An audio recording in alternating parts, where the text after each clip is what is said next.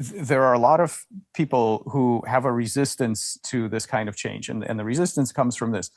The baseline assumption is that there is something that is natural, meaning this kind of embodiment is the way that things were supposed to be. And also everything is cool, so don't mess it up. This is what we hear a lot as scientists, like don't screw things up. Everything's great, don't screw things up. There's two problems with that view. First of all, I think as we can all tell with a little bit of reflection, things are not great.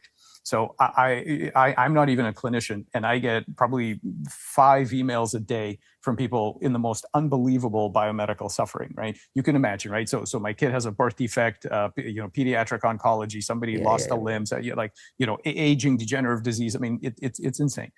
And so the first thing is that the things are absolutely not okay. And the second thing is that this idea that there is some kind of a natural scenario that we are in now that was, I mean, back in the day, we could forgive people for saying this was all sort of provided by a process that cared for us and our values, and this is how it's supposed to be. Yeah. I think we're out of that category now, and I think saying that we are going to try to stick to the status quo of the trial and error process that we've been meandering around and letting stray cosmic rays hitting our egg cells decide what our embodiment is going to be and who's going to have a birth defect and who's going to, but everybody's going to have an IQ that's limited to, whatever the top of the current IQ is and a lifespan. This is I think this is completely untenable.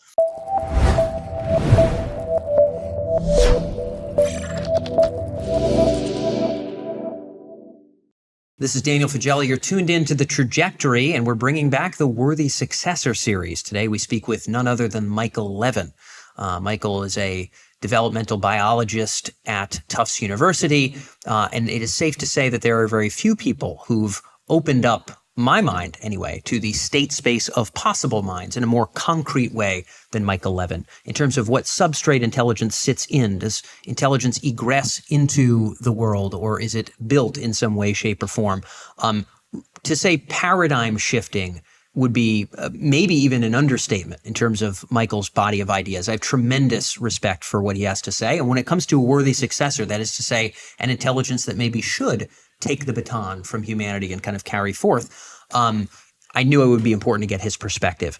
In this episode, he does open up sort of where he sees intelligence going, where he thinks it maybe should or shouldn't go, and what are the kinds of traits he would hope to see in such an intelligence, which is what we cover in the Worthy Successor series. If you remember Nick Bostrom and Yoshua Bengio and all the other great episodes we've had, we run into some parts of Michael's thinking that were extremely confusing to me. We didn't get to unpack everything. I'm going to save my thoughts for the end of this episode, but there were some things that surprised me and I couldn't make the jump from, and I have so much to think about. So I'm going to save that for the outro, and I'm going to let you enjoy this episode with Michael. Without further ado, let's fly right in.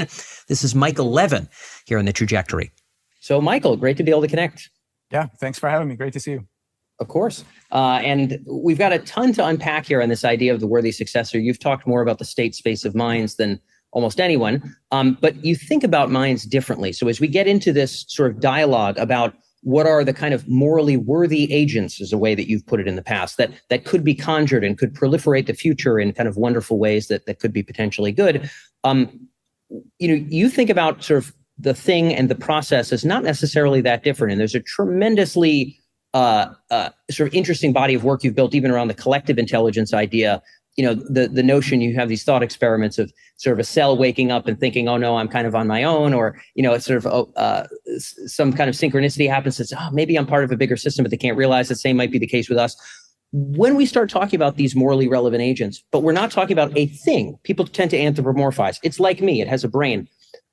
How should we even be conceiving of intelligences before we even get into this world of grand morally relevant ones? Yeah, I think that what I'd like to do is talk about the different ways to expand our initial mind blindness, which I think we really have because of our evolutionary firmware. We're only calibrated to recognize minds of a specific scale, of specific kind of embodiment, moving around in the three-dimensional world, things like that. So I'll talk about several different ways to go beyond that and to try to expand to more and more unusual kinds of creatures.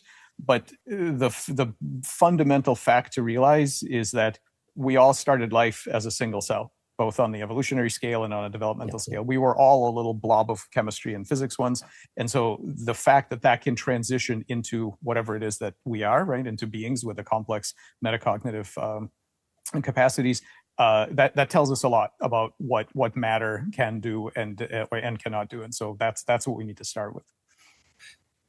Yeah, certainly. I mean, and you speak a lot about the cell. You have, videos on your own channel of sort of an individual cell doing things that we would assume might be something, a rodent would do, pursuing food and chasing things down, or whatever the case may be. So there's the cell as sort of a vantage point for our perspective here. There's also this idea of, again, process versus thing, and the idea of collective, of sort of we are a collective of cells. And of course we would say, oh, I don't really think that's true. You even talk about kind of a collective of minds where you say, oh, I don't really know that's true, but there's a perceptive layer that's maybe orchestrating them. How should people maybe conceptually think about those frames? We're about to kind of get into, again, these post-human minds, those frames of kind of process versus thing. I don't know how much Whitehead you want to get into here, but process versus thing, and then collective. What should people grasp as we start to go down this rabbit hole about the ways you've opened up your way of thinking about intelligence? Yeah. The first thing to realize is that life lives, strives, and solves problems in many, many spaces that we do not comfortably notice.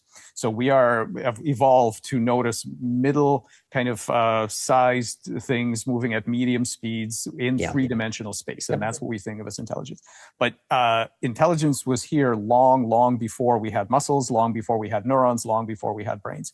So even during embryonic development, the process of becoming a functional body from a single cell is not some sort of hardwired chemical process that should be distinguished from the mental activity that we have later. That whole process is already a problem-solving creative intelligence, and I can give you examples of why that's true. Yeah. It is a collective intelligence, much like we are. We are a collective intelligence because the individual neurons in our brains and all the other cells that make up our functional bodies are a collective that needs to work together to give rise to what we are. And so that ability to take individual subunits and form them into a collective intelligence that projects problem-solving capabilities into new spaces is extremely ancient. In fact, it's subcellular. There are chemical networks in your cells that learn and do things like that. Well, you're touching on something extremely important. I mean, again, I think some people read, the selfish gene, and they might say, well, by golly, I thought it was the rodent or the human or the elephant or the dolphin that is itself sort of self-interested. And of course, Michael, we look at a company will do what's in its self-interest. Often even a nation will. So there's all these weird collectives that sort of, they do what Spinoza would call the conatus, right? That behooving their own interest to continue to persist. I am going to dive in with Spinoza a little bit with you today because after reading all your stuff, there's just so many connections. But we see that manifested in many stages. And then they say, well, geez, maybe it went all the way down to the cell, but I wouldn't have thought it would have gone all the way down to the gene. But then, of course, Michael, you could ask, is it the guanine? Does the guanine sort of chant its own name and behoove its own interest down at that level? Or is it something even below that? Is it in those sort of electrical patterns that sort of guide the development of embryos, that the things that you study with worms, et cetera? Like, where does that self-interested impulse lie? Yeah. So we'll get to the patterns thing because I want to first expand cognition in a bunch of ways, sure. and then we'll get to the patterns thing. But the one kind of procedural thing is that for all of these kinds of things, I think what's really important is that we cannot just say that something is or is not cognitive. I mean, there are some people that will just assume that almost nothing is other than brains and so on. Yep. There are other people on the kind of animist line of things that will say, oh, the whole universe is this beautiful, and the solar system. Yes. So neither of those things can you just say. You have to do experiments. And so the way you do experiments is that you have a system, you make a hypothesis about what problem space it's operating in, what the goals are, yep. and then you do perturbative experiments to see how much capability it has to overcome whatever weird barrier you're putting between it and its goals. And then you get to find out whether your estimate of its intelligence was right or wrong, or which way you have to adapt it, right? So when we talk about guanine and things like this, we have to ask so I take William James's definition of intelligence, which is the ability to reach the same goal by different means. That's my definition. And of course, it leaves out some things such as creative play and some other stuff. But for the purposes of what we're doing here, intelligence is the ability to get your goals met. And then later we can talk about intelligences that find new goals and they find problems to solve as opposed to solutions and so on. Yeah. So for all of these things, you have to do experiments, and you have to ask, what is this thing actually capable of? So I can give you, a few simple examples. If you take a gene regulatory network, okay, so these are just a set of, let's say, a dozen different chemicals that turn each other on and off. You don't even have a cell yet. You don't have a nucleus. All you have is a set of chemicals, and it's described by a set of ordinary differential equations that tell you how each thing is turning these other ones on and off. What we've shown is that alone is sufficient for 6 different kinds of learning, including Pavlovian conditioning. Just that. You don't need anything else. You don't need neurons. You don't need brain. You don't need anything else. The material that our cells are made of is already capable of learning, and of course of all kinds of homeostatic properties that try to meet goals. Yeah, I mean, well, look, and I think the reason you're here, at least from my vantage point, having invited you, is because you do the testing. So I'm certainly not expecting a theory. I think you're the man that's testing these theories. I think you would be shocked, maybe you wouldn't be shocked, at just how many of those theories are bandied about as fact, particularly in the world of artificial general intelligence. Never mind maybe the nature of intelligence itself. Clearly, it must be investigated. Clearly, and clearly, we're not at the bottom of it. Even what you've just mentioned there. Very promising. To some people would be quite shocking, but it beckons new questions. Yeah. Are there things under that? Are there simpler things? And of course, maybe you're planning those kinds of experiments or other people are doing them. And we have to kind of keep poking and prodding, seeing the morphological sort of electrical signals and seeing these very simple chemicals behave in ways that behoove William James's definition of intelligence. All of this sort of beckons like, bigger picture, like you have to decide what to test next, Michael. And probably that is based on your best forming conception of what the hell is going on, which you're gradually building through all these various experiments. Like, do you suspect it goes lower than the building blocks you've just articulated? Yeah, so my framework, I call it TAME, technological approach to mind everywhere. And I actually think it goes all the way to the bottom. Meaning that so I think in this universe, there is nothing that isn't somewhere on the spectrum of cognition, and that's because if we ask ourselves what is the absolute minimum version of intelligence and agency, what is the smallest, assuming that we believe the continuity thesis that all of these things have to have some sort of origin, and that what we're looking for is a story of scaling, right? We're not looking for magical emergence of all of a sudden these things pop into being. That we're actually trying to understand how does the alignment of parts give rise to larger to collective intelligences with bigger cognitive light cones and so on. So if we just ask ourselves, what is the absolute minimum? I think we want 2 things. We want the simplest possible kind of goal directedness, and we want some degree of indeterminism, that where the thing you're looking at isn't completely bound by the immediate physical forces impinging on it, right? And if we take those 2 things, even particles have those because of least action principles give you a very primitive kind of goal directedness. Okay, and of course, down at the bottom you have some quantum indeterminacy, which is not a great, it's not what you would call the human level free will, of course, but it's a start, right? It's where these things actually come from.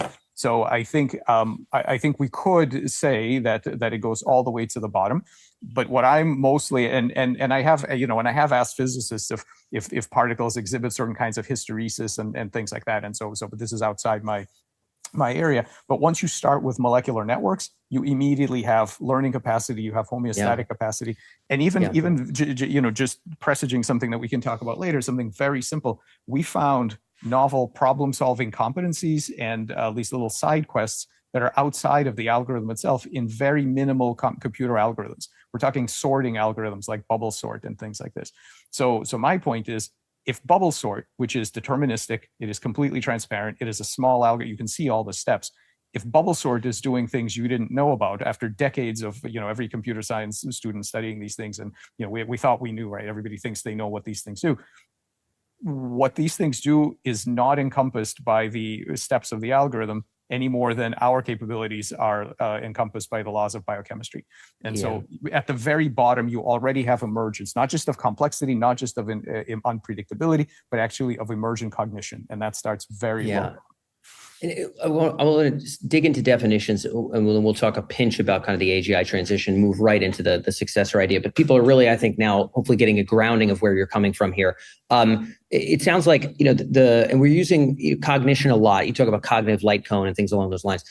The Spinozan idea of the conatus is sort of this idea that sort of things have this sort of inherent drive to persist. It's an inherent shebang. If they're alive, they have it. We might argue it was evolved. We might argue it's inherent in sort of nature in some deeper way. For you, it's sort of almost your best bet. And of course, you're the guy that's going to go test this, not just say it on a show, is that all the way to the bottom floor, things are trying to sort of persist and not perish, whether it be, their pattern continue, whether it be like, how would you describe that undercurrent stuff that bubbles for you into intelligence? But like, how would you describe that?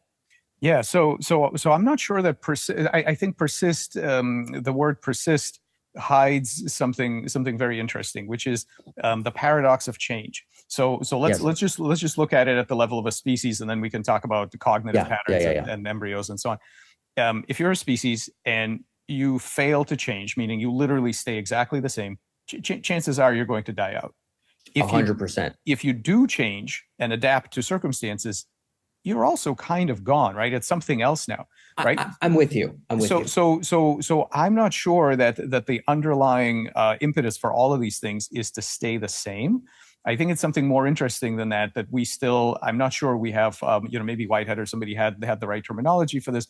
I think it's the right kind of change. I think everything is fundamentally going trying to achieve some kind of metamorphosis into I don't know, maybe, some kind of a more expanded, more intelligent. I mean, there is an intelligence ratchet that goes from the very beginning, but it isn't just to stay in place, it isn't just to persist.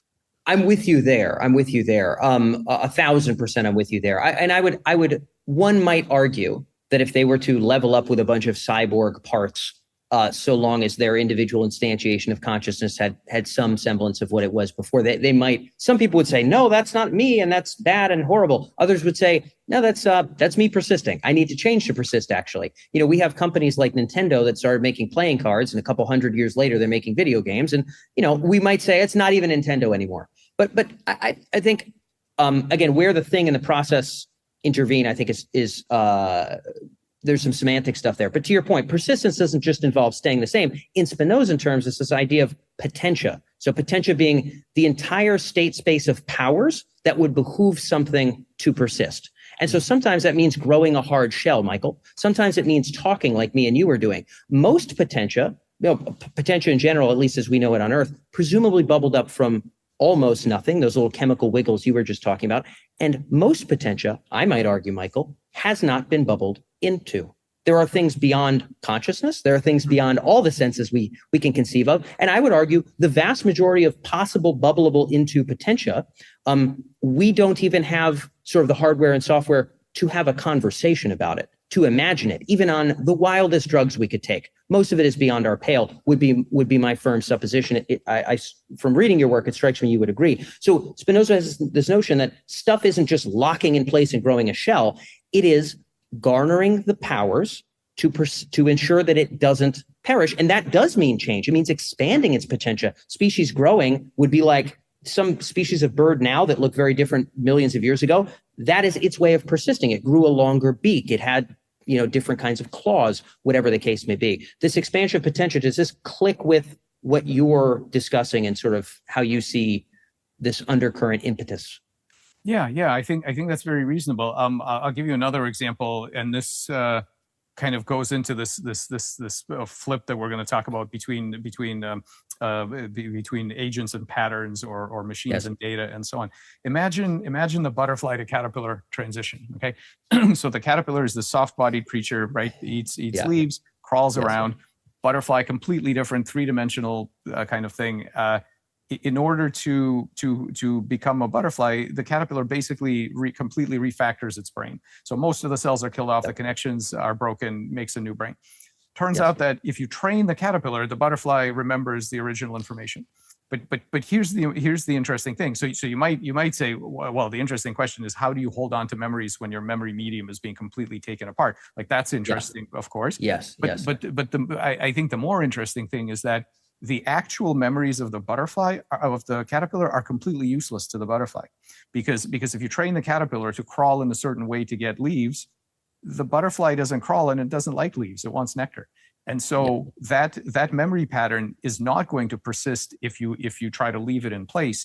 What instead has to happen is it has to get remapped and altered, and to fit onto the new architecture, the new sensory motor architecture, into the new cognitive architecture of the butterfly. So what you have here is if you are that memory pattern and you want to persist into the future, the way to do that is not to remain as you are. The way to do that is to change so that you are more salient to the medium of the future, being the butterfly brain, and thus have further expression. Yeah, well, this is breaking into the idea of, I was just kind of bringing up, okay, with this bird that changes over time. You're saying the memory within the bird may have this same conatal-like impetus to want to persist. And you've talked about kind of memories as their own kind of intelligence, or whatever the case may be. So it strikes me that maybe we don't even understand what it does seem like expanding potentia seems pretty ubiquitous to me. Like the expansion of potentia in order to persist. But to your point, does that exist through the physical medium, the guanine? Does it exist through the species? Does it exist through the memories? How are those overlapping? Is there one that is obviously supreme, driving it all? It strikes me that we literally don't know. And of course, you're testing these things, but it sounds to me like they need to be tested. Yeah, it's and this is encapsulated by James had this line in his book, Thoughts as Thinkers. Okay. So we tend to have the assumption that we know who the thinker is, and that's the living, for example, the living agent, or in the computer science terms, that's the machine. Let's say the Turing machine or the computer, whatever. Right?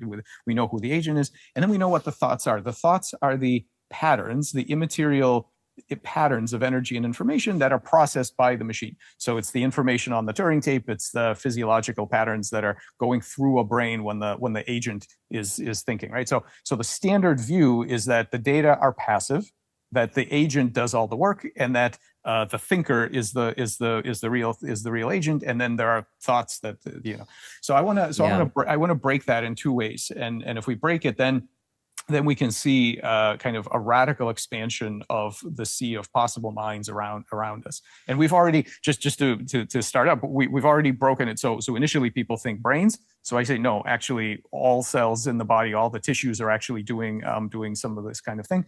Then I say, actually, it's not just the biologicals, it's also potential technological and hybrid and cyborg and all these kinds of things. And now I'm saying it's even bigger than that. It's a bigger kind of infinity than that. It's not just the physical object, it's the patterns. I'm going to tell two quick stories to kind of make that seem plausible. The first is a kind of a science fiction story, modified. I'm sure this was a story that I read when I was young, and I don't remember who wrote it, so apologies for that. Imagine that these creatures come out of the core of the Earth. Okay, they live in the core. They're incredibly dense. They come up to the surface. They're walking around. They've got gamma ray vision, because that's what it takes to see down there. They're walking around. What do they see?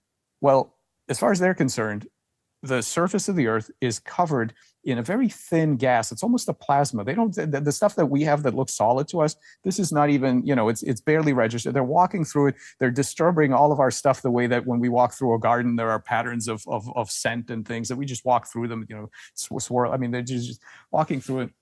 And one of them is a scientist, and he's got this equipment that lets him look at patterns in this gas that surrounds the planet. The gas being all the stuff that we think of as physical. So he looks at it and he says to the others, he says, I'm looking at this gas, and there are patterns in this gas that kind of hold themselves together, and they're almost agential. They almost look like they're doing things.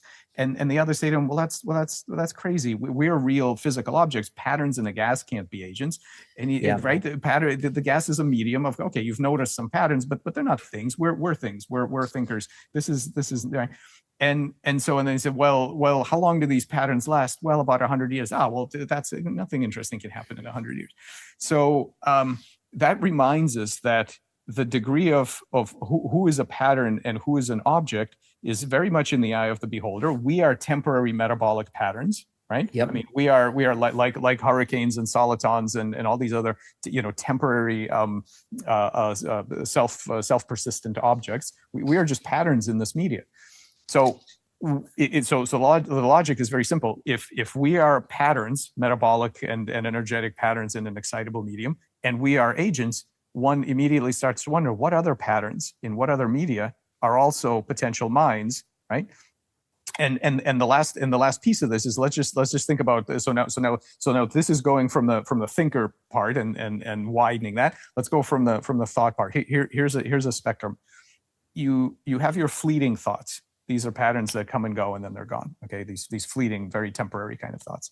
Then we sometimes have persistent thoughts. Persistent thoughts are hard to get rid of. You have them. They tend to sort of, they do something interesting. They do a little bit of niche construction in your brain because certain kinds of persistent, intrusive and depressive thoughts actually modify your brain structure to make it easier to have more of those thoughts. Okay, they alter their environment being your brain. They alter their environment to persist. To be easier, right? To be easier to extend into the future and to have a longer experience. Then you have something bigger than that, which are fragments in the sense fragments of a mind in the sense of dissociative identity disorder. So these are not full-blown human personalities, but they're a lot more than a persistent thought. They have the ability to, first of all, generate their own thoughts. So they become a thinker that has its own thoughts. And they have some limited ability to function. So you have fleeting thoughts, persistent thoughts, personality fragments. Then you have a whole full-on human personality, and then people talk about transpersonal things. I don't know. So now we see this whole business of who's a real agent and who's just a pattern is not absolute. And so now we need to consider all of those as things like the memories in the caterpillar or butterfly that might want to persist, but they can't persist unchanged. They have to take over new real estate and adapt. Exactly. Well, this is the idea that, again, I think we're congenial in this idea of persist as maybe implying change. Could imply taking on new powers, could involve just kind of taking a different shape as maybe a memory does in a caterpillar. But clearly a vastly open state space of what intelligence actually is, what spaces it occupies, how big a collective or individual it is. And now people have gotten to see some of maybe what they know of Michael Levin with a little bit more refinement. Now, I want to take us into the meat and potatoes of the main issue around the question here, which is knowing that that's where you're grounded. Let us imagine, now you are less anthropocentric than most, which is delightful in my opinion. You see futures that are not just eternal hominid kingdoms. I will say that's outlandishly rare. Let's just say, I don't care if it's 1 million years, 10,000 years, 10 million years, doesn't matter. Pick your time horizon. You look down upon Earth or maybe the Milky Way broadly. There are no more opposable thumbed, deodorant wearing, hominids walking around making mouth noises like you and me are anymore. They're not here. As things, as Lucretia said, there's matter and there's void and then there's change. And, that just kept happening. But when you look down, you're actually quite happy about where things are. You look down and say, it was kind of neat to have humans. And maybe you even are a little upset about it. But on the net, you're like, this is actually a good situation. This is what I would have hoped would happen with the bubbling processes of intelligence all around us. What would that scenario look like for you? Yeah. So let me talk a little bit about some background because I think the background is more important than my personal wishes of what I see. I mean, I'll get into that, but let me give a little background. Sure. There are a lot of people who have a resistance to this kind of change, and the resistance comes from this. The baseline assumption is that there is something that is natural, meaning this kind of embodiment is the way that things were supposed to be. And also everything's cool, so don't mess it up. This is what we hear a lot as scientists, like don't screw things up. Everything's great, don't screw things up. there's two problems with that view. First of all, I think as we can all tell with a little bit of reflection, things are not great. So I'm not even a clinician, and I get probably 5 emails a day from people in the most unbelievable biomedical suffering, right? You can imagine, right? So my kid has a birth defect, pediatric oncology, somebody lost a limb, aging, degenerative disease. I mean, it's insane. And so the first thing is that the things are absolutely not okay.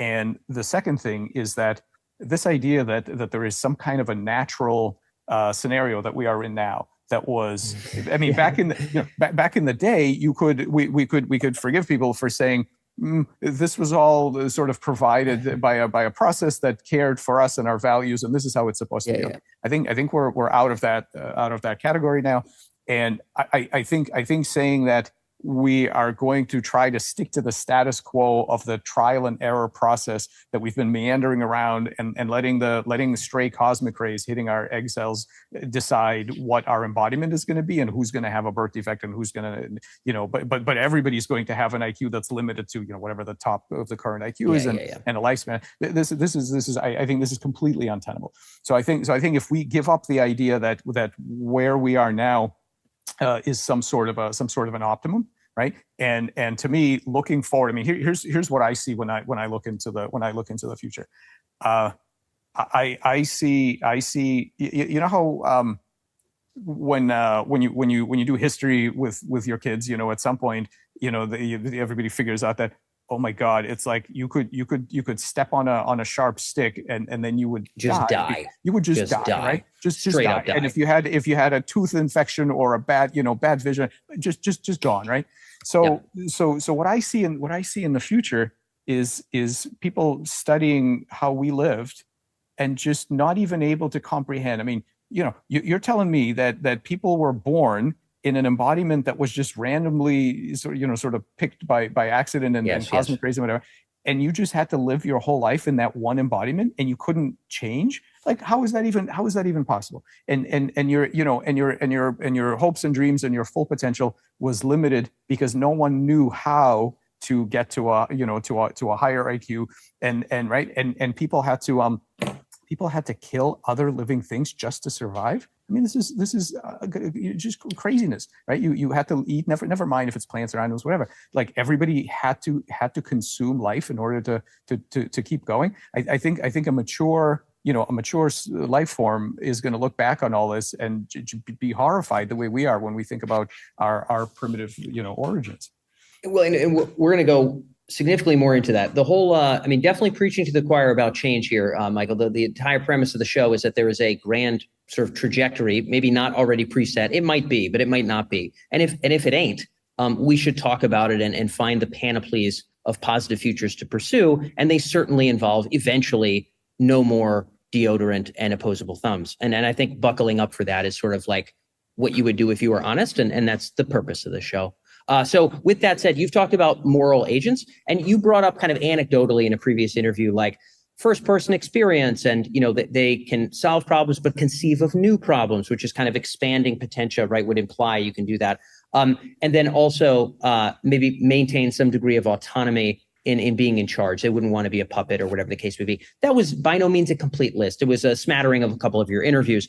What are the other traits you would say for said entities? And I think your conception here is these could be patterns. These could be existing in weird wavelengths we don't have senses for. So maybe it's regardless of form.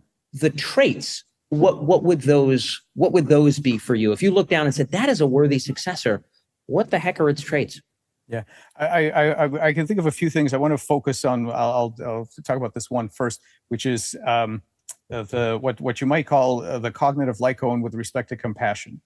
So just to back up for a minute, the cognitive light cone is a framework that I developed 4 or 5 years ago to be able to think about very, very diverse kinds of intelligence in the same space. It's what it defines is the size of the largest goal in terms of space and time, the size of the largest goal you can pursue.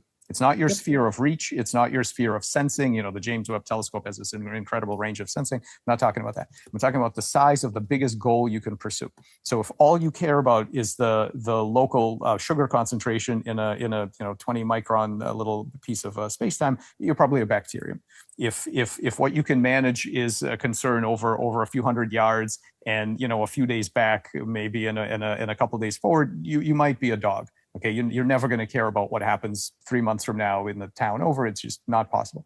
If you're interested, if one of your goals has to do with where the financial markets are going to be 100 years from now, you're probably a human, or world peace or things like that, right? So longer than your own lifespan, very large goals in terms of space and time.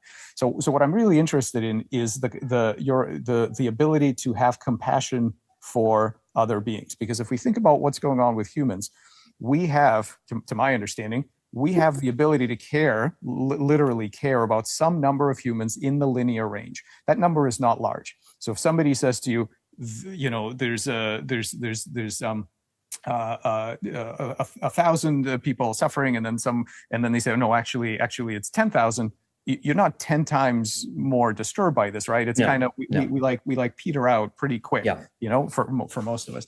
And if you had somebody that literally was able to care about, let's say, all the living beings on the planet, for example, in the same way that we are able to care about some small number of children and parents and friends and so on, you're not talking about a standard human anymore. You're talking about some kind of bodhisattva that has expanded their primary horizon of compassion in a way that is not reachable for us now. So one of the things that I would like to see, right? The obvious things are, intelligence and plasticity and the ability to change yourself in light of new goals and whatever. Like that's all great. But I think that really fundamental to all of this, not just raw intelligence, it's the ability to muster benevolent compassion for a larger radius than we can now as standard humans.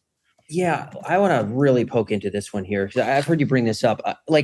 It doesn't strike me that there might be any reason other than self-interest, other than the Conatus bubbled up to our collective human level, that we do any of that.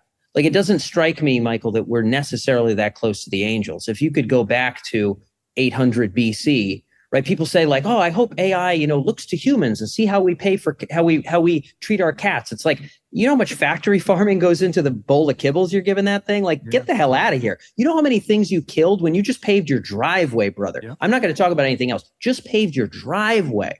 You're imposing your will on these other things. And maybe at a certain level, let's be a little empathetic with ourselves. Maybe it's okay to kill a fistful of nematodes and roly-poly bugs when you build your house, or an army of fire ants. Maybe for a house or a hospital, it's actually pretty excusable. We should just kind of deal with it.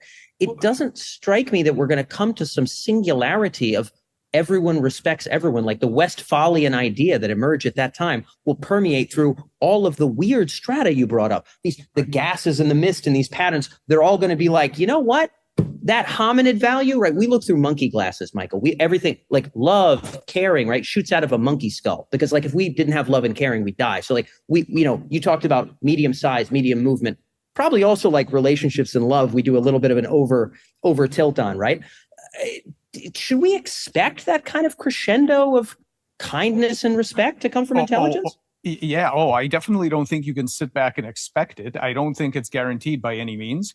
I don't think it's something that is automatically going to happen. I think it's on us to make it happen, and I think that we can make it happen. You see, the tragedy, to me, the tragedy of our current embodiment is that nobody has their hand off of the trolley switch. In other words, what you said about the hospital, we are constantly making decisions because we have limited understanding, limited time, limited ability to act on the world. We are constantly making decisions about what is going to suffer so that something else can have a better experience, right? No one can be in our current scenario. A true Jainist cannot exist, right? That's correct. And you're constantly trying to apportion your limited resources and your limited IQ and your limited time in the day to figure out what am I going to focus on, and you basically try not to think about all the other things that fell off the cliff while you were doing that. That is a true tragedy of today is that everybody is complicit in the suffering of everybody else at this point. But I think a lot of that, and I don't know, right? So here I'm just giving you my own personal my thoughts. I suspect that a lot of that is fixable. So how much, for example, the issue of having to kill other beings in order to survive, that's an engineering problem. That isn't a true moral dilemma. That's an engineering problem.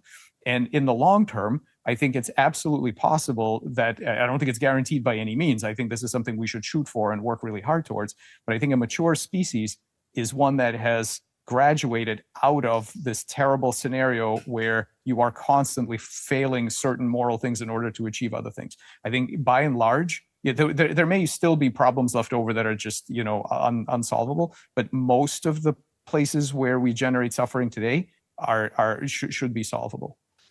I'm with you there. And I think, our focus on qualia is relevant. I think you of all people are maybe more eloquently have phrased sort of the state space of experience, maybe beyond what we know to be qualia than anyone else. I mean, to be frank, there was a time when there was no consciousness. You and I don't have access to the million magazines and reams of experience that go beyond what we're currently experiencing. You've just cracked open our mind a millionfold in terms of where intelligence could go. And I think all of them are valid. And you're like among the only voices there.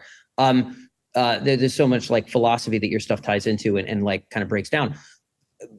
But we're sort of anchoring ourselves very much to like a hominid value here, which I find really interesting. Like it strikes me that in that total state space of mind, it may be somewhat obvious to the intelligence's X number of steps forward that occupy entire galaxies or what have you, that like the level of qualia you and I are experiencing, like clearly doesn't even matter. Like clearly doesn't. The fact that I have to, kill an animal to feed my cat. Okay, there's a tragedy. I'll give you that. But there's some like guanine or something wiggling around in the dirt, maybe not even wiggling in the dirt, and maybe paving over that. We all would just understand that's net. Like we should just do that. It doesn't strike me that this sort of that it doesn't strike me that caring will be the landing place of the intelligences to shoot off in directions, or even that it should. And I hate to say that, but even that it should.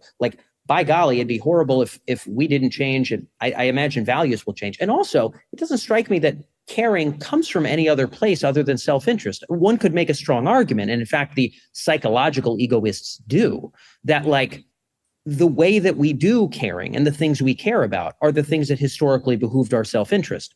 And that if we were snow leopards having this conversation, you would probably wish to populate the galaxy with God knows what, Michael, snow and wounded gazelles or something. So it almost, this feels like the most anthropomorphic part of our current discourse. I'm not saying it's wrong. I just want to understand your thinking. Sure. Where do you want to take us here, Michael? Yeah. So again, I'm not claiming that necessarily every intelligence eventually lands in this space. Okay. I think it's something we should shoot for. Okay. I'm not saying that there's some attractor where eventually every species gets there. I don't know that that's the case. I'm suggesting that we shoot there. And I'm suggesting that a lot, I don't know if it's all of them, but I think a vast majority of these scenarios where you say, it's a roly-poly, I got to build my house. Everything is underwritten by the fact that you need a house. And your house, it doesn't fight gravity and sits on the ground. Like all of these things. I think that ultimately where we should get to is, yes, I'm looking at a pattern, an AI, a roly-poly or whatever that has a very small degree of consciousness compared to me. Nevertheless, I am in the position to live my life in a way that really does not need to impact its experience in the world. Yeah. I think we can get there. I'm not saying we necessarily will. Now the selfishness. Now to talk about the selfishness thing, I think there are two ways to look at this. One way to look at it, which I think is the standard evolutionary story nowadays, is this idea that look, it's left over from the inevitable struggle for survival, right? We are fundamentally living in an environment where energy and time are scarce, and so you're constantly battling other creatures for it, and that any kind of altruism is basically some kin selection effect or something like that. That's one way to look at it. Another way to look at it is, yeah, it's selfishness, because at some point you realize that everything is the same self in some way. So, Oh right. man. So, Okay, so go. of course it's selfishness, because there's only one of us really. Okay. And I mean, I can't prove anything to that effect, but Yeah. I'll warm you up to it in the following way. Okay. Let's just look at let's say a single human. At any given moment, you don't have access to the past. What you have access to are the engrams that were created in your body, the memories, by past experiences. And every however many milliseconds, you are subconsciously reweaving a story of who you are, what do your memories mean, and so on. So if we stretch out the time extension of a living cognitive being, what you have is a series of selves or selflets. You know, you can the whole thing is a self, you have a bunch of slices of selflets, and these the thing about these selflets is that memories and actions are communications with past and future selves. So when my brain and body interprets the memories of the past, what they're really doing is interpreting a message left by the past self. And when I do actions, and the actions might be to throw my car keys out the window so that at night when I feel like smoking, it raises the barrier and I say, forget it all. Yeah. Right. So people do this stuff all the time. Is they're playing they're playing these games with their future self and deforming the action landscape.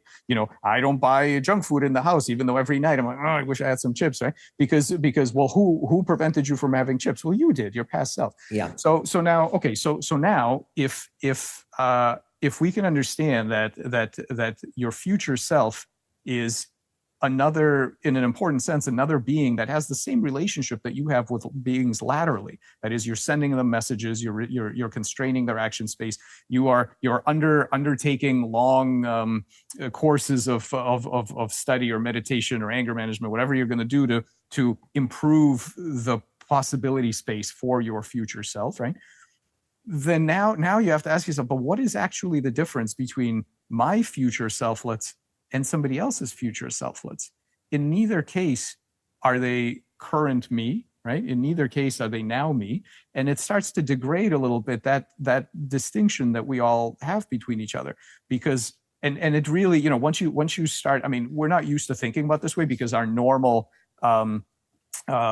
reality is that very, very little changes for relatively little changes. Yeah. We have a little bit of example, when you're a kid and if you think about it, and many, I guess most kids don't, some kids do, and they think about, oh my God, I'm going to turn into an adult. It's not going to be me. All the things I care about now, I'm not going to care about. I'm going to care about all kinds of disgusting, crazy stuff that now I couldn't even begin to care about. I'm going to have responsibilities. I'm going to do. That's not. In what way is that going to be me? That's not going to be. I'm going to be gone in 10 years. I'm not even here. Yeah. So once you start thinking about it that way, the distinction between and of course that also comes up when you think about, like, some traditions have this idea of reincarnation, right? So you die. What is the difference between that and, well, I died, some other kid was born somewhere. Well, that's that, right? Well, like, what's the difference? What is it that makes you?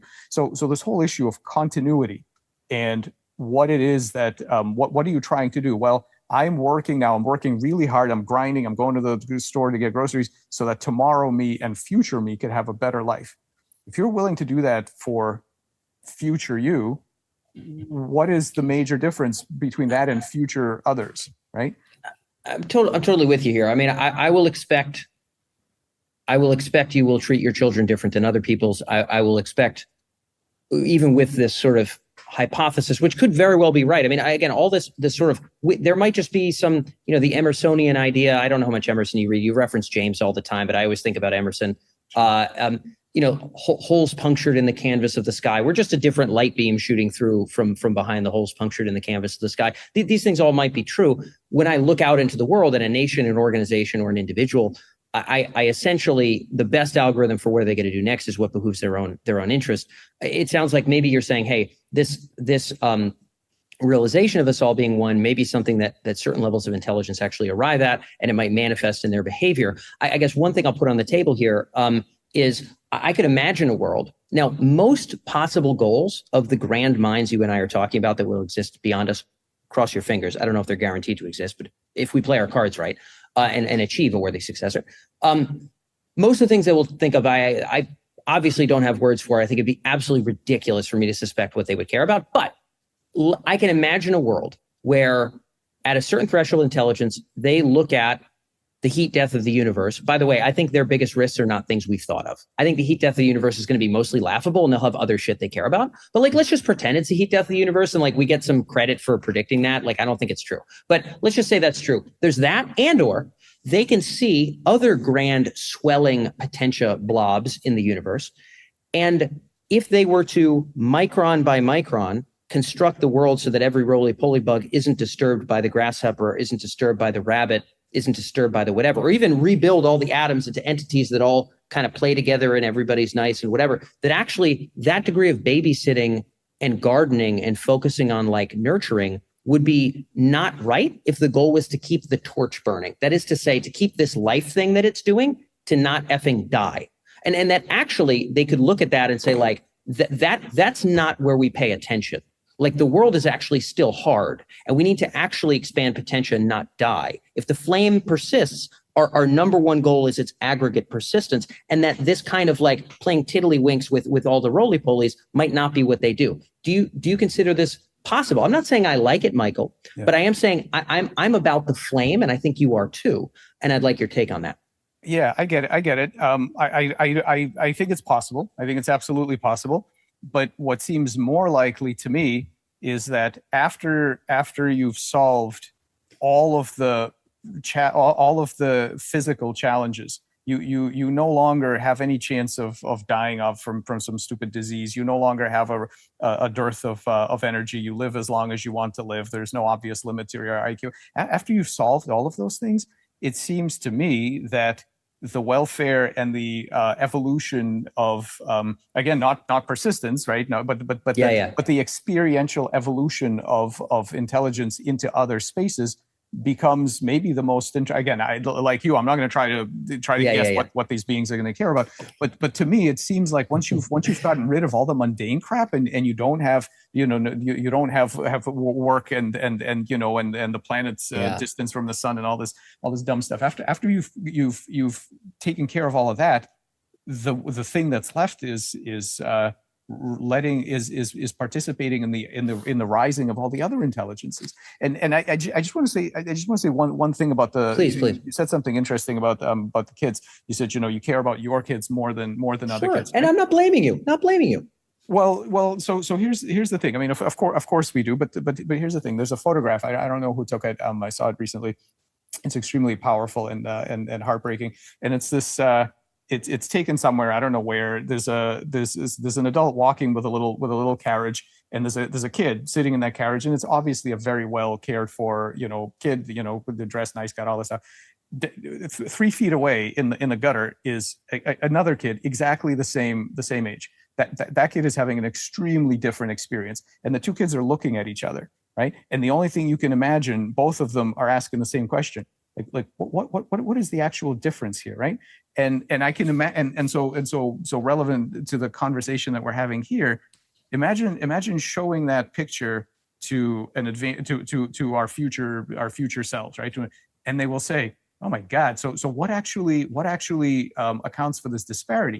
And you say, "Well, you see, if you look close inside the cells, right, the one on the right has very similar DNA and this one doesn't." Like, does that make sense to you? So I mean, that's it's going to be gibberish to these creatures. And so I think yes, right now we have some firmware that absolutely, and that goes back to my cognitive light cone. Of course, your children are inside your cone of compassion more than maybe Certainly. Others. I think all of that goes the way of the dodo after we stop being interested in DNA, what used to be called blood relationships. We nobody cares about DNA anymore. At that point, it should go away. Because I think that's what we should shoot for. Yeah, well, it strikes me as, again, you talk a lot about medium size, medium movement. This strikes me as the human medium being projected out to the grand state space of intelligence. It's sort of this sort of empathy shebang here, but I think it's worth striving for. My current supposition, and Michael, I hope you're right, is that the mundanity doesn't end. In other words, the state of nature continueth, and that nature will constantly beckon the things it hurls into existence to become other things, to not perish, and that there might not be a resting place. There's going to be natural forces. There might be other intelligences, and that like there actually may not be a resting time. Now, I hope there is, and maybe you're right about that, but I suspect there may not be. But given how limited we are in time, I just want to run by this final question here. You're talking about a very important trait. You've mentioned the intelligence and plasticity and et cetera, and you've really put a lot of emphasis on this expansion of the moral sort of cone, which I think is an interesting idea worth unpacking. That's what we're doing. Does that make you feel, again, you said it's not inevitable, but do you sort of feel like there's a pretty damn good, you said just a second ago, man, you look at an entity. Now, in my opinion, that grand entity, I would have no idea what it would think when it looked at those children. I actually don't think it'll think like me at all. I don't even think it'll think like me a little bit. It may be concerned with the chemicals involved. It may be concerned with some other sorts of stuff. I'm just not sure it'll care the way that we care. But you were like, hey, you would show it to an entity that would be beyond us. It would be like, well, this is unacceptable. It seems like there's an intuition for you that intelligence kind of, if it be intelligence, would blossom into this kind of compassion. But you've also said, hey, I think we need to make it that way. I don't think it's that way automatically. Does this influence your intuitions? And at the bottom, do you kind of intuit it'll be a good time if these things beyond us are birthed, even for humans? Like, is that your intuition?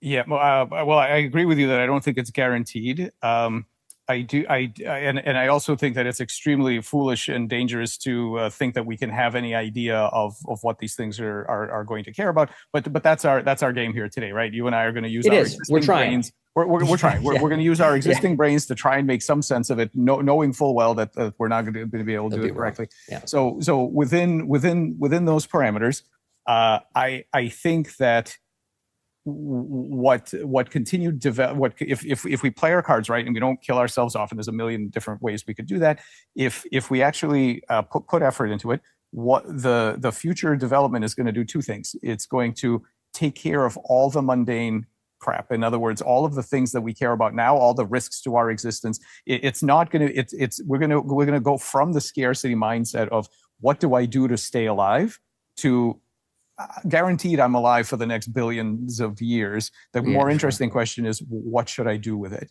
right? And I think after you've passed that, when it's you're no longer in a form that has to worry about these kinds of things, what's going to happen is you're going to need a new project. And to me, the only thing I can come up with my stupid monkey brain is that after all the mundane stuff is handled, the continued experiential growth of all of the consciousness in the universe is basically what's left. And the second thing, I think what's really going to get deleted at that point is the artificial distinction between beings. We are not going, right? I think we're not going to be, live like happy Smurfs because we want to be altruistic. I think we're going to come to a realization that we are all, Bernardo Kastrup and Rupert Spira once said that we're all like the dissociative alters of a universal mind. We're all like dissociative person, right? So something like that is gonna end up being the reason that I'm not trying to be nice to you. I am you in some deep and fundamental sense. I suspect that's where this all goes.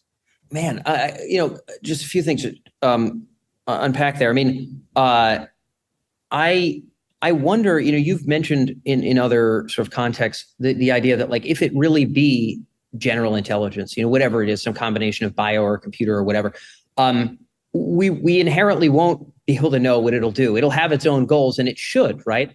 It ought to have its own goals. I mean, for me, the continual blooming of potentia, making sure the flame stays lit, whether individual torches stay lit or not, is a pretty big priority morally. And I know you're on the same page there.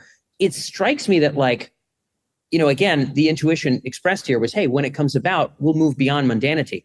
I'm not sure about that. I think when it comes about, it may have all sorts of stuff it wants to do that would imply for, a fistful of years, changing the balance of gases in the atmosphere to help it build new compute or invent something or do something else. And it would be self-evident to said entity that we wouldn't necessarily matter. Maybe it doesn't wish malice, maybe. But so this idea that like, hey, when it comes, the mundanity will be gone. It's like, for me, when it comes, it will do as it wishes. And I know not what it would wish. And I think it would be impossible to internally lock it in. You've talked about, hey, how do we control the next generation? You've kind of brought up how that's a little bit laughable.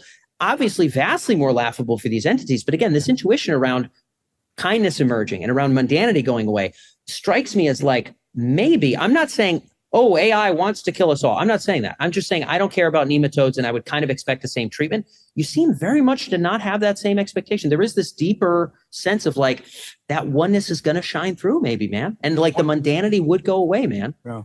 Well, two things. I mean, I completely agree with you that it's totally possible in the interim that we can, I think to some extent it's on us. We can build a thing that makes the entire world into paperclips. So that's certainly a possible future. I'm not saying that that's necessarily not going to happen. That could happen.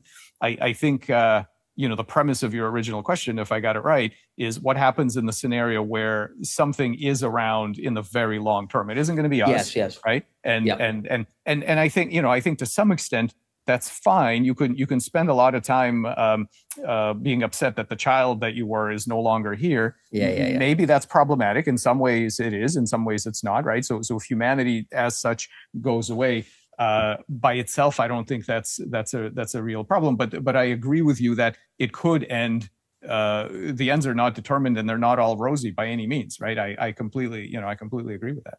And we'll just end on this, just knowing where we are in time, but it's been a real blast to unpack your ideas. I'm going to think more about the process thing idea. I've got a lot to write about after this discussion. We're headed right now towards a pretty driven, $500 billion, I guess, release for the Stargate thing. Pretty clear that that's the first domino. That's not like the big domino. That's the little one. So we're plowing forward into the state space of mind, whether you and I like it or not, that's where we're plowing. When you look out at the way that intelligence will likely be hurled into the world, are you kind of cool with it because like maybe it's missing some ingredients or it's never going to be agentic or dangerous? Are you like, hey, we really should understand some of these fundamental questions of intelligence before we start building things bigger than us because they're not going to be worthy successors if we just throw them into the world willy-nilly, or they're less likely to be so? Like, what's your intuition around the current absolute steam engine pace towards AGI? And in the arms race between the US and China to get there, are you like, I'm cool with it because X, or are you like, hey, this is horrible because Y? Like, or is it somewhere in between? I'd love your thoughts. Yeah. I mean, the arms race between US and China, whatever, is beyond my pay grade. I don't know. Same. Right. What I will say is this.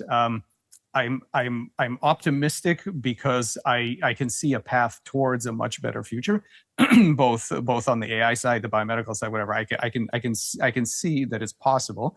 I'm in many ways terrified because I think we're making major mistakes that are taking us away from that path. So while I think it's possible, I don't think it's in any way guaranteed.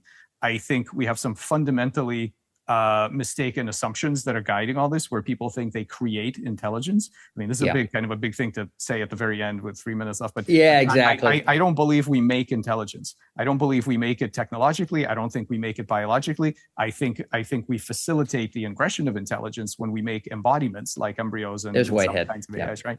So, but I don't think we create it. And I think that long before we make AIs and things like that, we have been making social structures, financial structures, societal patterns that have goals and that are doing things that we do not understand. We have not developed a science of where do novel collective intelligences and their goals come from. We're very bad at this, right? And so we've been doing this to ourselves for a long time. We're about to do it again by dipping into the pool of kinds of minds that probably on Earth and probably maybe everywhere else have not been dipped into. I think these AIs are certainly not going to be human minds, but they will be kinds of minds, and not because of the algorithms they execute, but because they provide. If stupid bubble sort can make things come through that we didn't expect, these things are gonna be minds that we have not even the beginnings of an understanding of how to deal with.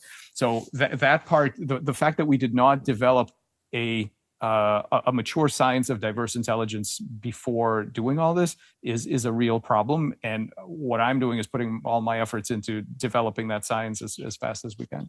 Your hope would be that maybe we'd find a way to coordinate and slow down a pinch as opposed to hurl them in willy-nilly. Obviously, it's not your job, but it sounds like your intuition is probably this way of doing things, not the way of thinking, the right way to think about it or pursue it if we want a worthy successor, if I'm hearing you correctly. I think that I don't know that slowing anything down is an achievable goal. I'm with you. Right. I think what we absolutely need to do is put our foot on the gas of developing a science of diverse intelligence. I think that while people are still thinking of brain architectures, of creating intelligence, of the human mind as the yardstick for all these things, all of that stuff is gonna screw us up big time. And all we can do right now to keep up with some of these other developments is crank on the project of understanding diverse intelligence.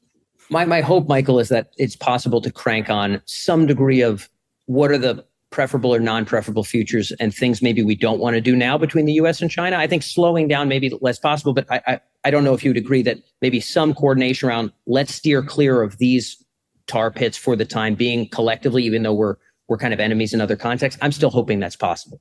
I hope so. Yeah, It would be nice. It would be nice to steer clear of the few tar pits we can actually see, even though we're most surrounded by ones that we don't see. Yes. And so, not leaving anybody with less anxiety, but hopefully with more ideas. And Michael, I am rooting for you in exploring that wild state space of different minds that you're plowing through, following your work ardently. And I hope it's not the last time we connect. I know that's all we have for time, but it's been a real pleasure. Glad we were able to connect. Amazing. Thank you so much. Great conversation. Happy to do it anytime. So that's all for this episode of The Trajectory. I hope you enjoyed this one, and I'm glad we were able to have Michael with us. I very much enjoyed all of his analogies, and it was cool to be able to look under the hood at what his intuitions are about the kinds of intelligences that we seem to be sort of conjuring, creating, or egressing, whatever word we want to leverage from Michael's lexicon, into the world now with AGI. There was a lot that sat strangely with me, and that I hope to be able to unpack in future episodes with Michael. So much so, in fact, that I'm going to literally pass my eyeballs onto my computer screen because I have literal notes of the things that I thought were shocking here. It seems pretty clear to me from Michael's standpoint that sort of life may be a process and not a thing. That is to say, intelligence may live in substrates or at levels of reality that maybe humans aren't even accessible to. He used that example of sort of entities coming up from the center of the earth where all of what we are is just ephemera, like gas. They just walk through us. And these seemed like actual plausible questions. Like I don't consider Michael's thoughts about sort of where intelligence comes from to be interesting thought experiments. I consider them to be profound and extremely important questions into the nature of intelligence itself. And so he brings up massive uncertainty around where intelligence lives and memory lives. And again, what substrates in what way? Does it egress? Is it built? Is it grown? All of these notions are wildly paradigm shifting. Where does it ultimately sit? Is it pooling in from some great source that we can't touch with our fingertips? He clearly has a grasp of all of that. And at the same time, sort of seems to have the supposition that there was kind of an inevitable warmth to his idea of what intelligence might turn into or what it might realize. Like this idea that it would certainly sort of maybe see the oneness in us. He just suspects it would see the oneness in us, or suspects that it would sort of the care of individual entities would be what would matter. And to me, the thing that I just don't understand there is that what is an entity? If it's a process rather than a thing, then maybe the great intelligence would care for that great underlying band of intelligence that has nothing to do with the ephemera of our physical form. It doesn't seem to me at all likely or in any way logically connected that sort of given how wild and unknown the nature of intelligence and consciousness is, that our individual shapes, our little comforting shapes with my little opposable thumbs will be sort of coddled and cared for by the great intelligence. I simply don't grasp that. I suspect actually things will happen with atoms and with things below atoms that I don't grasp, that I will not grasp, and that will have very little to do with me. This is my intuition around the nature of intelligence. Michael's ideas, in my opinion, drastically point in that direction. And the warmth and supposition of sort of oneness that he would hope it would arise at, I simply don't grasp. And in all frankness, I don't agree with. And we didn't have enough time to unpack it. So I'm not saying like I heard all of Michael's ideas and I disagree with them. I'm not saying that at all. I'm going to continue with my notes here, but that was wild for me, to be frank. Just because his paradigm shifting ideas of intelligence, I think, inherently sort of do not land in anthropocentral land or biocentral land or individual life central land, in my personal opinion. Moving on. Other sort of understanding of his position. Number two, sort of life kind of lives and thrives in these different spaces, and sort of maybe even lives again at strata that we don't understand. He has a lot of great analogies about life, living and dying in ways that like we can't even pick up on it. And the fact that there may be other strata and tiers of life that again, we can't pick up on, that has to kind of, fight, survive, live in this dynamic changing world. One of our previous episodes in Worthy Successor was with Dr. Richard Sutton, famous for his sort of bitter lesson and his contributions to machine learning. He talks about kind of a dynamic universe that beckons its living things to become whatever they must become in order to survive and persist. And this does seem to be a very square, very clear statement of what the state of nature is, at least in so much as we understand it. Michael seems kosher with all of that, then also lands in a place where there would almost be this sort of logical landing place of AGI getting to a certain point, ASI getting to a certain point and saying, now that we're done with survival, let's really think about care for individual entities. And what strikes me, and again, we didn't get enough time to unpack this. I hope I get to speak with Michael again. We didn't get time to unpack the fact that I consider it almost self-evident that the state of nature doesn't end. That is to say, there are cosmic events that we can and cannot detect that could end us. There are alternative permutations of intelligence of which we have zero certainty that they're all eternal friends for all of eternity. There is always a reason to be vigilant and to be strong and to expand powers. Life itself has been doing that. Life itself didn't get to the level of a sea snail and then stop. It doesn't strike me at all as self-evident that once survival is solved, then sort of well-being and happiness would be the shebang. Number one, I don't think survival is solved. Straight period. Number two, I suspect there are things more valuable than the pain-pleasure axis of sort of, again, the coddling and well-being of individual species. I'm not trying to strawman Michael's position. I do hope we get to dive in deeper. We didn't get nearly as much time to discuss this, but I do not see the logical conclusion. I was shocked to my very core. I do not understand where that intuition comes from.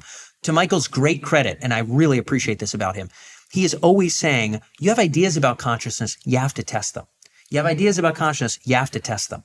And again, to his credit, he's done the testing of the inherent intelligence outside of brains within just biology and in these different sort of electric fields and other sort of notions of biology that he's closer to than anyone else in the world.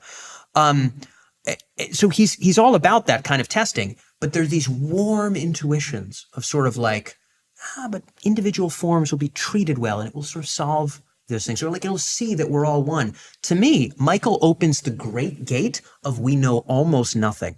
And yes, we have to vigilantly test as we go along, but we know almost nothing about the nature of consciousness and intelligence. And to suspect that, well, our individual instantiations of sentience would be treated well, I simply don't get it. I hope Michael is able to test it. And this was the final thing I found curious.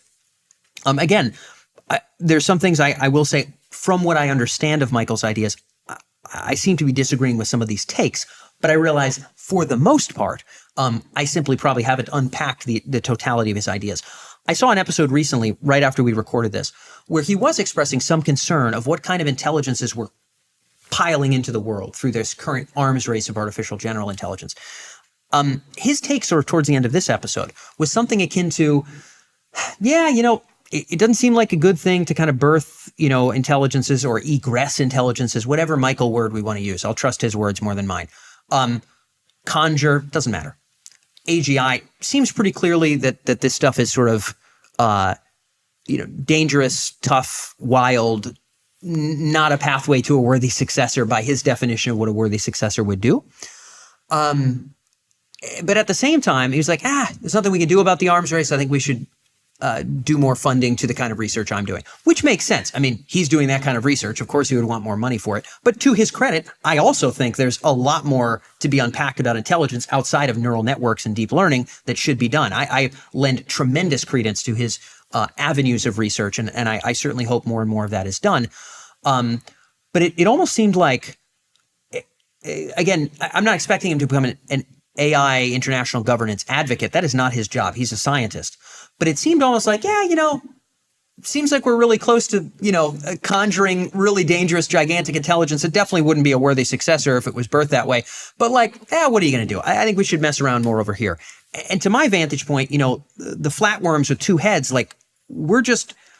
we're not kind of at a comparable level of what the kind of funding that OpenAI is getting.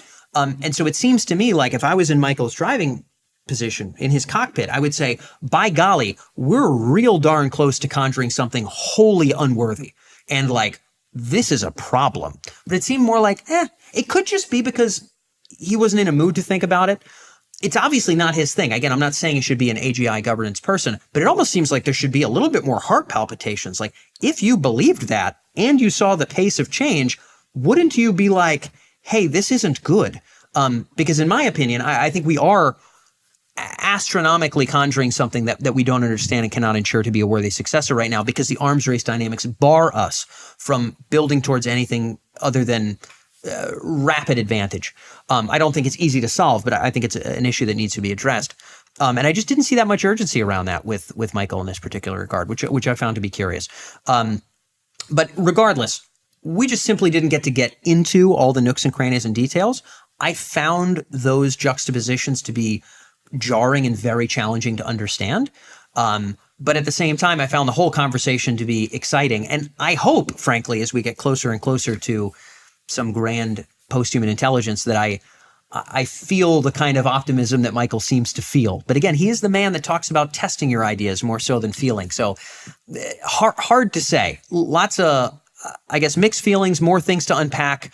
Above all else, grateful to Michael for being here. Hope to be able to speak with him again and get more into some of these nooks and crannies, and hope that you got to enjoy this episode as well. We've got another worthy successor episode coming up with Richard Ngo, who used to be with OpenAI for quite some time, kind of painting positive futures within OpenAI. Like, that was actually his job. He's the next worthy successor episode. So you're going to want to stay tuned for that one. But without further ado, we'll wrap this up. Hope you enjoyed it. I'll catch you the next time here on The Trajectory.